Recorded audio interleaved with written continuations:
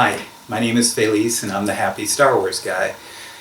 Today, I thought that it would be good to continue this journey to the Rise of Skywalker by finishing reviewing the original movies, which is a little ridiculous, but hey, here's my opinion on the first movie, Star Wars, or as we came to know it later, A New Hope, Episode 4. I rewatched it, and it was awesome. I will admit, though, that watching it today versus watching it when I was growing up is a lot different. Some of you, most of you, if you're a Star Wars fan at all, know that George Lucas reintroduced A New Hope, Empire Strikes Back, and Return of the Jedi in the 90s. In the late 90s, rather, and he added all the things that he really wished he could have put into the film, but didn't have the budget to do. And most of that was seeing more aliens. If you watch reviews of George Lucas, one of his favorite scenes was a cantina scene, because we got to see all these aliens and we got to see a whole new world that was outside of just humans, and that was one of the things George wanted to bring out, and ended up having all this CGI put in to add some creatures here and there, and to just add those little nuances that I think sharpened it up quite a bit. It was interesting. The movie, without all those things, stands alone, one of the greatest movies. Obviously, we're all excited about it, but overall, I really enjoyed the Jabba scene. I wish the CGI would have been a little bit better, because yeah, we can critique the Jabba looks kind of weird, and it got a little bit better in Phantom Menace when Jabba appeared in the pod racing scene. So Star Wars: A New Hope, what I really like about it, I really enjoy the call to adventure. I enjoy the struggle between being dutiful to family and then being true to who you are, and having that kind of motif in there, and maybe that's a motif that nobody had thought of, but I recognized it.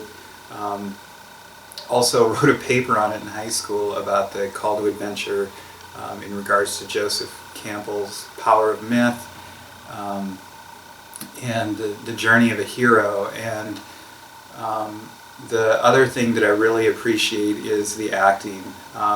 It was a little rough around the edges, just like every Star Wars movie. It seems like there are certain scenes that just are a little off on the acting, but overall the characters really made, or rather the actors really made the characters.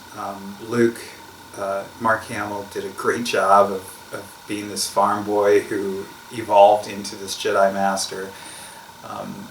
Harrison Ford did a super job of being Han Solo and being a scoundrel, yet also being a caring individual who shows us that there's more to his character than just being out for money.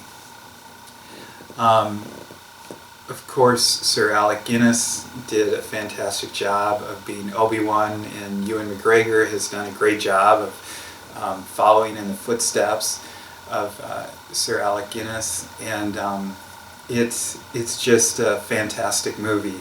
The original Death Star being blown up was great, and then changing it into this other CGI thing is amazing to see. And I'll find the link to the YouTube video and add it in, that shows you the side-by-side comparisons of how things had evolved from the originals to the new ones that were made in the 90s, the remakes.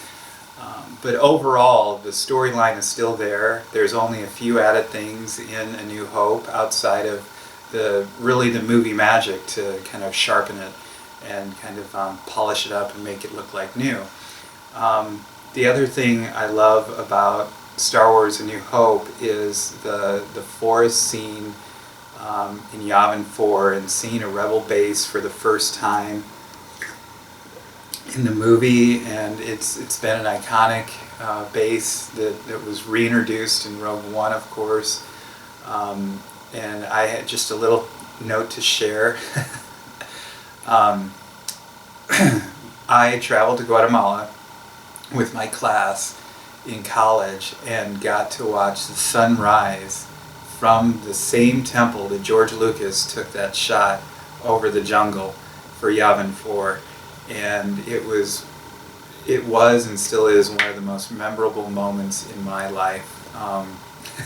There is nothing more incredible than walking in a dark jungle in the early morning before the sun rises and hiking up a temple, a Mayan temple, to see that. It was just fantastic. So that was a highlight out of my life. Hopefully one of these days I'll get to go visit, if it's still in existence by the time I get there, Luke Skywalker's house, the Skywalker house. So anyway, I hope you enjoyed this, brief little snippet of why I appreciate Star Wars so much. It's about the story that's being told, and I think it's a good, fun story. It's the swashbuckling, just wholesome entertainment that our parents grew up with, we grew up with, and it just goes to show you that you don't have to have all of these huge, elaborate things to tell a really great story.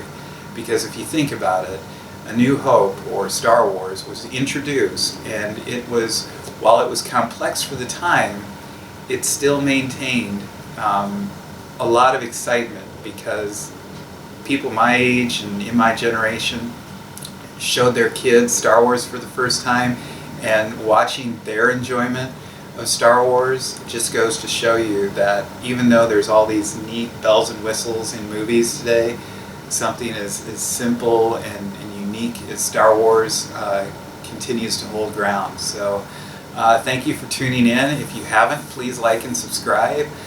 Next week, of course, is going to have to be a video reviewing the first episode of The Mandalorian. I can't wait. November 12th, it's in a couple of days.